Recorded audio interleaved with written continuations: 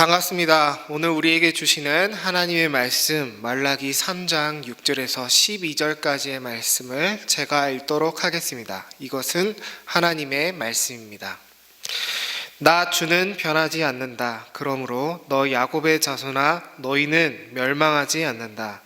너희 조상 때로부터 너희는 내 규례를 떠나서 지키지 않았다. 이제 너희는 나에게로 돌아오너라. 나도 너희에게로 돌아가겠다. 나 만군의 주가 말한다. 그러나 너희는 돌아가려면 우리가 무엇을 하여야 합니까? 하고 묻는구나. 사람이 하나님의 것을 훔치면 되겠느냐? 그런데도 너희는 나의 것을 훔치고서도 우리가 주님의 무엇을 훔쳤습니까? 하고 되묻는구나. 11조와 헌물이 바로 그것이 아니냐. 너희 온 백성이 나의 것을 훔치니 너희 모두가 저주를 받는다. 너희는 온전한 11조를 창고에 들여놓아 내 집에 먹을거리가 넉넉하게 하여라. 이렇게 바치는 일로 나를 시험하여 내가 하늘 문을 열고서 너희가 쌓을 곳이 없도록 복을 붓지 않나 보아라. 나 만군의 주의 말이다. 나는 너희 땅의 소산물을 해로운 벌레가 먹어 없애지 못하게 하며 너희 포도밭의 열매가 채 익기 전에 떨어지지 않게 하겠다. 나 만군의 주가 말한다. 너희 땅이 이처럼 비옥하여짐으로 모든 민족이 너희를 복되다고 할 것이다. 나 만군의 주가 말한다. 아멘. 하나님 사랑과 이웃 사랑은 서로 이어져 있습니다. 만약 어떤 분이 나는 하나님 사랑은 잘 되는데 이웃 사랑은 잘 안 되는 것 같아 라고 생각하시는 분이 있다면 그분은 정말 내가 하나님을 사랑하고 있는 것은 맞는지 의심해 봐야 될 필요가 있습니다. 반대로 내가 지금 하나님 사랑을 잘 못하고 있다면 나는 지금 내 주위 사람들에게 혹시 고통과 불편함을 주는 존재는 아닌지 경각심을 가질 필요가 있습니다. 왜냐하면 하나님 사랑과 이웃 사랑은 항상 이어져 있기 때문입니다. 오늘 말씀은 그것을 말하고 있습니다. 오늘 말씀 8절에서 하나님께서는 이스라엘의 잘못된 모습 한 가지를 책망하십니다. 그것은 이스라엘이 하나님께 11조와 헌물을 바치지 않았다는 것입니다. 겉으로 보면 이 책망은 이스라엘이 하나님 사랑을 실천하지 않아 받은 책망처럼 보여집니다. 마치 사계명 위반 죄만이 이 이스라엘의 죄명인 것처럼 보이는 것이지요. 하지만 우리가 성경을 넓게 문맥을 따라 보면 이스라엘이 지금 4계명뿐만 아니라 8계명과 6계명 또한 어겼다는 것을 알 수 있습니다.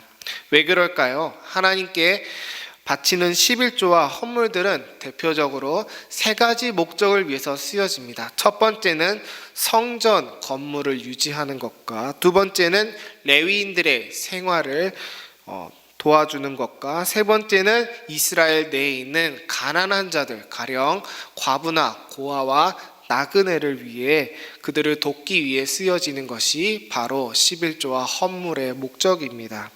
이 중 레위인들은 성전 봉사의 일에만 신경을 쓰고 그들은 하나님께 따로 기업과 분깃을 받지 못하는 그런 지파였습니다.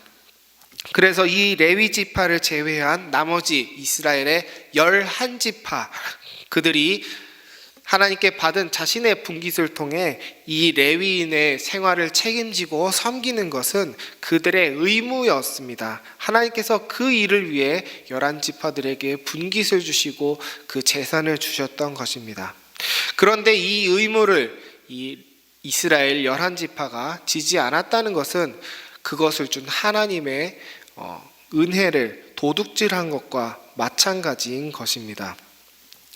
말라기 선지자와 같은 시대를 살았던 선지자는 느헤미야가 있는데 이 느헤미야서 13장 10절에서 느헤미야가 말하기를 사람들이 성전에 봉헌을 하지 않자 레위인들이 살기 위해서 성전에서 도망쳤고 그 결과로 성전이 텅텅 비어 있었다고 기록하고 있습니다. 또 성전에 레위인들이 없으니 예배도 중단이 되었는데 이스라엘 백성들이 그 모습을 전혀 마음 아파하지 않고 성전을 그대로 그 상태로 계속 내버려 두었다라고 말하고 있습니다.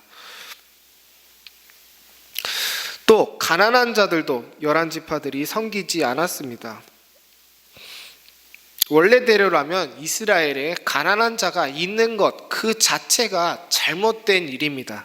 왜냐하면 하나님이 분명히 12지파 그리고 11지파에게 땅을 배분해 줬을 때는 이스라엘 사람들 중에 그 아무도 분깃이 없는 사람이 없었기 때문입니다. 모든 사람이 자기의 분깃과 자기의 재산을 하나님께 부여받았습니다.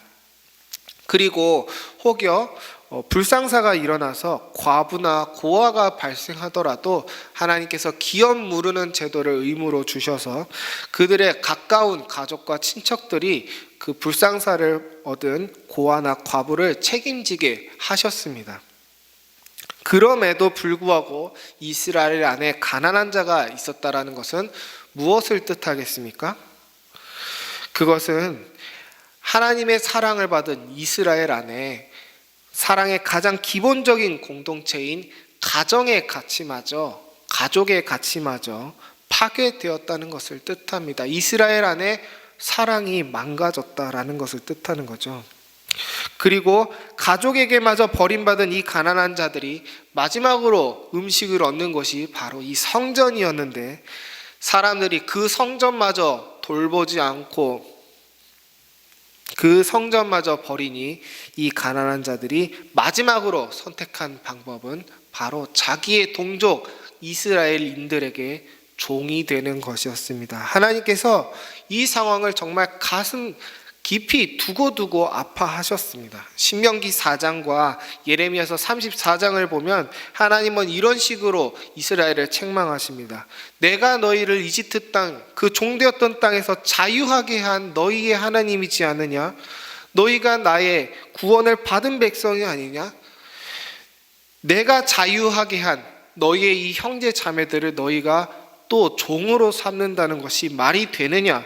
내가 그들에게 자유를 주었는데 너희가 그 자유를 뺏는단 말이냐?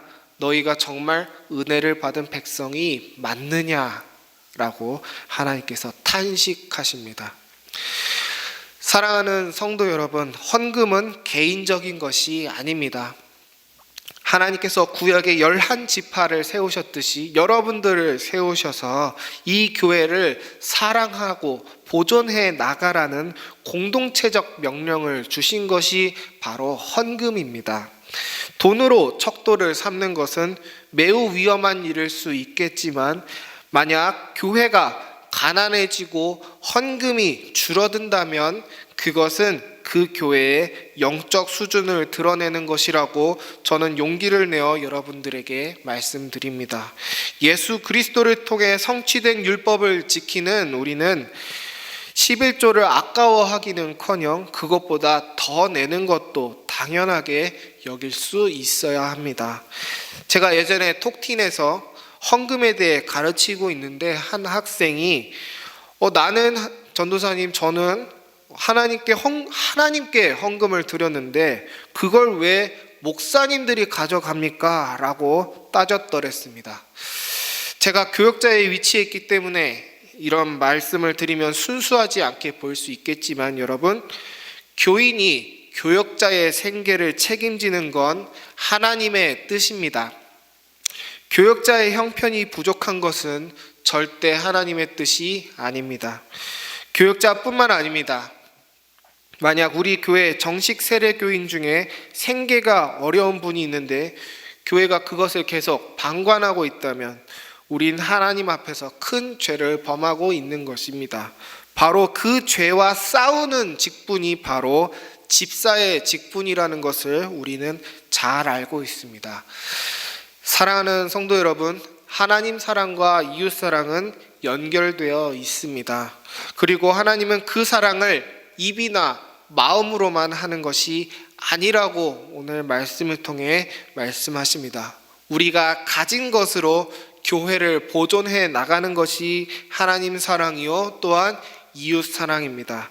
그리고 이 교회를 위해 우리 주 예수 그리스도는 자기의 전부를 봉헌하셨습니다. 우리 주님께서 피값으로 사신 이 교회를 우리의 힘으로 2000년간 지켜왔습니다. 이 힘을 우리 자녀들에게 가르쳐서 이 교회가 이 땅에 천년 만년 굳건하게 세워져 가야 하겠습니다.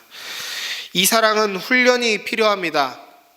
이 사랑은 자기 자신을 사랑하는 본성을 거스르는 힘든 사랑입니다. 하지만 하나님을 사랑하는 마음으로 그리고 이웃을 사랑하는 마음으로 이 사랑을 실천합시다. 그런 사람은 비록 돈을 내는 것이지만 하나님 앞에 자기 자신을 내려놓는 것과 같은 일을 하는 것일 것입니다.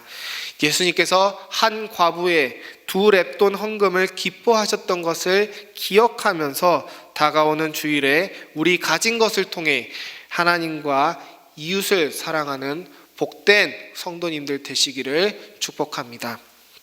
오늘 말씀을 묵상하며 기도하실 때에는 잠언 30장 8절에서 9절의 기도를 하나님께 올려드렸으면 좋겠습니다. 나는 나의 재물을 하나님 앞에서 어떻게 생각하는지 돌아보면서 묵상하면 좋겠습니다.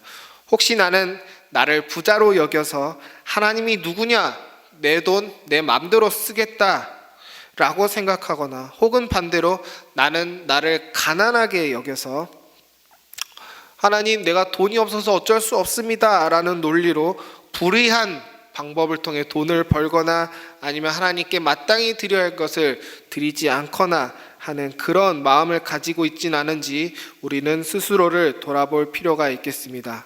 나는 두 마음 중 어느 쪽에 가까운 상태에 있는가 하나님 앞에 물어보시면서 묵상하시면서 기도하는 시간이 되었으면 좋겠습니다.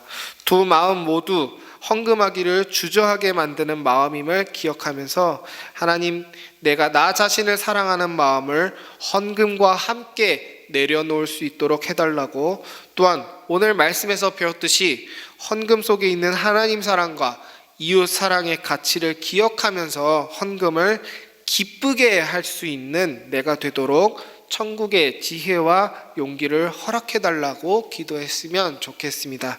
그럼 이제 제가 이 모든 것을 가지고 기도함으로 오늘 기도회를 마치도록 하겠습니다. 기도하겠습니다. 우주와 그 가운데 있는 만물을 지으신 하나님께서는 천지의 주제시니 손으로 지은 전에 계시지 아니하시고 또 무엇이 부족한 것처럼 사람의 손으로 섬김을 받으시는 것이 아니니 이는 만민에게 생명과 호흡과 만물을 친히 주시는 이심이라. 아멘. 천지의 창조주 하나님, 하나님은 저에게 헌금을 바치라 하시면서도 그 제물로 다시 가난한 자들과 주의 말씀의 종들을 먹이시고 입히시는 사랑과 은혜가 충만하신 하나님이심을 고백합니다. 또한 하나님께서 이 작고 작은 우리를 위해 하나님의 하나뿐인 독생자 예수 그리스도를 우리에게 봉헌하셨습니다. 이 사랑에 감사하여 우리도 우리의 것을 하나님께 올려드립니다.